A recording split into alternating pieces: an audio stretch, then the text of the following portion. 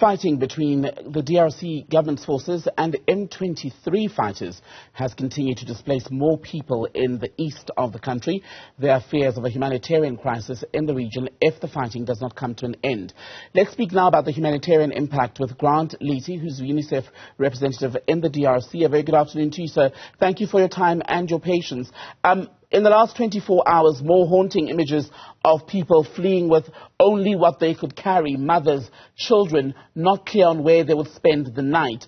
What is the scale of the humanitarian disaster in eastern DRC today? Thank you. Well, since the conflict started in March, until the 20th of October, we had around about 40,000 internally displaced people, along with other people who had actually crossed over the border into Uganda.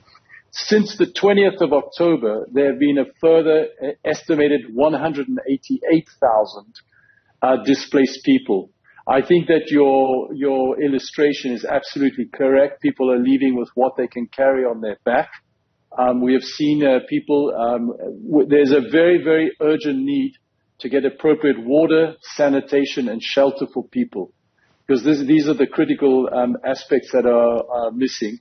There are also serious child protection concerns.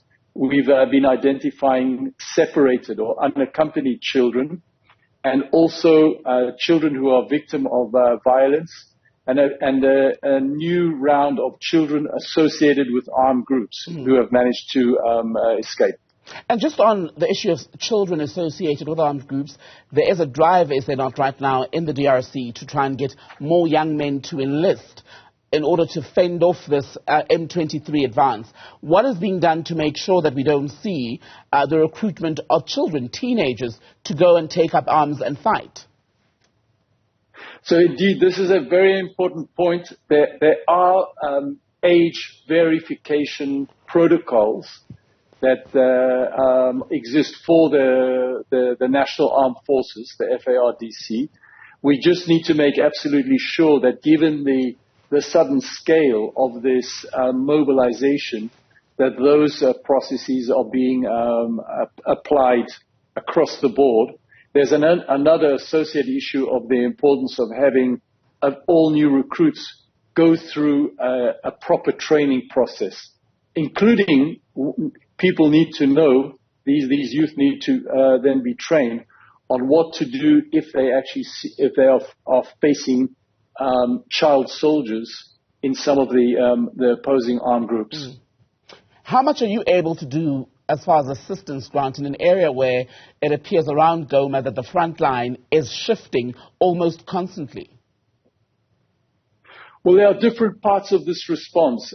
So just, to say on the displacement side, the major wave has gone to the south. So this is all in striking distance from Goma, around the Nyiragongo volcanic area. So this is where I would say we have the easiest access.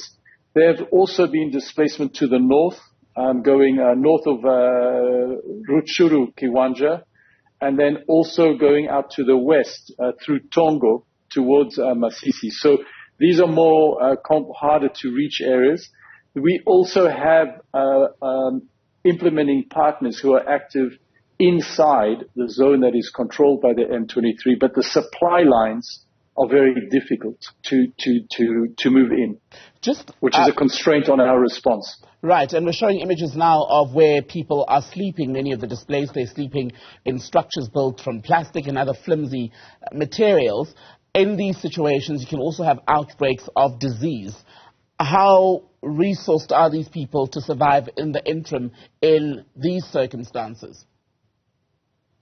This is another very important point. So, in fact, it turns out that this particular area is vulnerable to cholera outbreaks.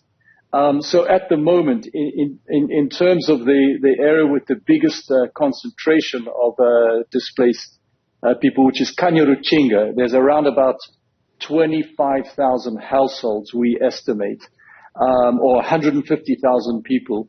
We are water trucking on a daily basis to 8 different sites reaching over 25,000 people a day with drinking water. So that's insufficient. The other extremely important part of this is to be able to rapidly set up latrines. This is very difficult around the Nyiragongo area because of lava. It's very difficult to dig rapidly.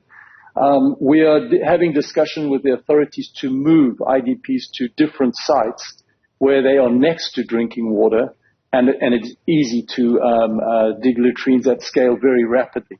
So these are very important factors. You also mentioned shelter, which I think is essential. This is also a rainy season. We have just this week, we are in the process of dispatching 10,000 tarpaulin, so rapid shelter type arrangements, along with efforts from sister agencies. They are who also have shelter solutions. We are attempting to get to those people who have no shelter whatsoever. There are others which are in occupying schools, churches, and any kind of structure that can actually absorb people, stadiums and so forth. And Grant, how nervous, I wonder, does it make you as a humanitarian response team when you hear that talks aimed at trying to bring an end to this fighting, meant to happen this week, have now been pushed back essentially to the end of the month? Even then, there's no guarantee that will actually happen, because in these disasters or conflict situations, time is of the essence. Right, so these talks were indeed scheduled to start earlier. They've actually been rescheduled for the beginning of next week. As you rightly mentioned, though, I mean, many of these dynamics may actually be related to those talks, with sides wanting to come to the negotiating table with a position of strength. So it's absolutely clear that diplomatic efforts need to be substantially reinforced.